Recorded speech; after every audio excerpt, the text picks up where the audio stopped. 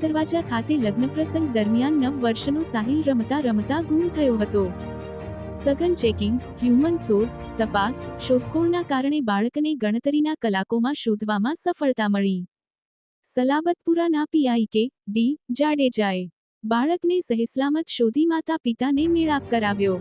Police સ્ટેશનમાં સર્જાયા ભાવુક દ્રશ્યો તેમજ સંવેદનાના દર્શન કરાવ્યા. લિંબાયત વિસ્તારના આંબેડકરનગરમાં રહેતો મુસ્લિમ પરિવાર માનદરવાજા સ્થિત પદ્માનગર ખાતે લગ્ન પ્રસંગમાં આવ્યો હતા.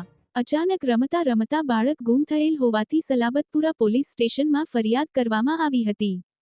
તરત તમામ પોલીસની ટીમ કામે લાગી ગઈ હતી અને ગણતરીના કલાકમાં બાળકને શોધી માતા પિતાને સોંપવામાં આવ્યો હતો. માતા પિતાએ પોલીસ અધિકારીઓને દિલથી ધન્યવાદ આપી દિલગીરી વ્યક્ત કરી હતી.